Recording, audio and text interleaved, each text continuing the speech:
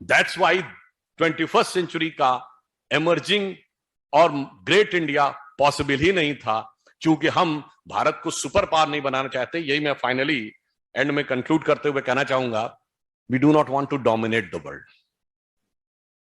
Because domination के द्वारा आप किसी के माइंड को कंट्रोल करते हैं, उसकी फीलिंग्स को नहीं।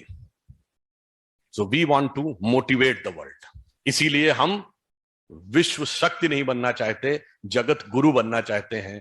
क्योंकि जब आप सब गुरु की श्रेणी में आते हैं, when you are sitting by the side of a powerful man, थोड़ा सा हेजिटेशन लगता है, थोड़ा सा ऑफुल लगता है, संकोच लगता है। When you are sitting by the side of your guru, आनंदित, उत्साहित और ऊंचा उठा हुआ महसूस करते हैं। गुरु के बगल में मोटिवेटेड महसूस करते हैं और पावरफुल के बगल में डोमिनेटेड।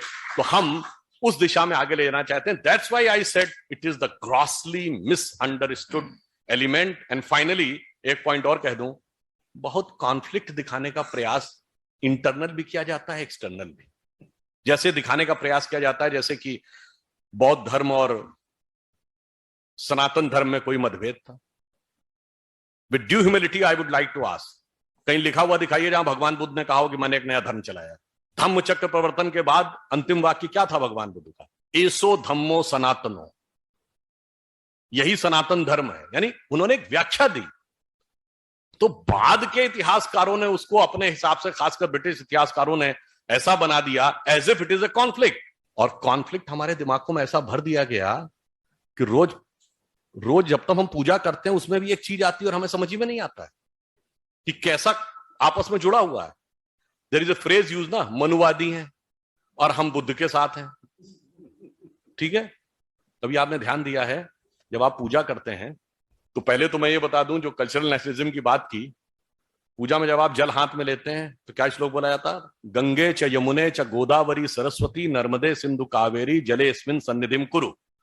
अब बताइए, पूरे भारत की नदियों से कनेक्ट हो गए। वो सरस्वती जो अब हिस्ट्री में है और वो सिंधु जो ज्योग्राफी में हमसे बाहर है उससे भी कनेक्ट हो गए। पर इंपॉर्टेंट बात क्या है, जब वो टाइम ड्यूरेशन बोलना शुरू करता है तो क्या कहता है? श्वेत वाराह कल्पे वैवस्वत मनवंतरे। मनु आ गए, वैवस्वत मनवंतर है। श्वेत वाराह कल्पे वैवस्वत मनवंतरे कलयुगे प्रथम चरणे बुद्धावतारे।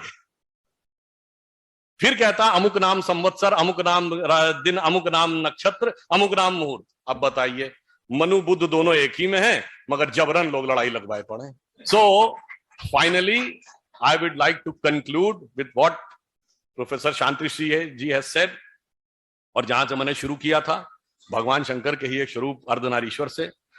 तो मैं कहना चाहूंगा कि हमारा स्वरूप जो है वो भगवान शंकर के ही उस स्वरूप से प्रेरणा लेता है, जहां सदैव विश्व को कंठ में धारण करके जगत के कल्याण करने का संकल्प है।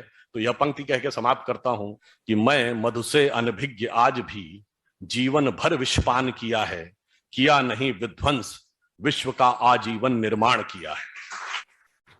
वनवासी हूं, दीन दुखी मानव के दिल में रहता हूं, सन्यासी हूं पर वैभव से दुनिया की झोली भरता हूं। शूल भरे कंटक पथ पर, लुटियंस डेली में तो यही है ना, शूल भरे कंटक पथ पर आजीवन अभियान किया है, किया नहीं विध्वंस, विश्व का आजीवन निर्माण किया है। और एक लाइन और जो हमको बहुत भुला दी गई थी, कि बहुत ज्यादा ही हमको शांति प्रिय बना दिया था, तो वो भी याद रखिए, प्रलयंकर हूं महाकाल बन पापों का अवसान किया है, किया नहीं विध्वंस, विश्व का आजीवन निर्माण किया। धन्यवाद।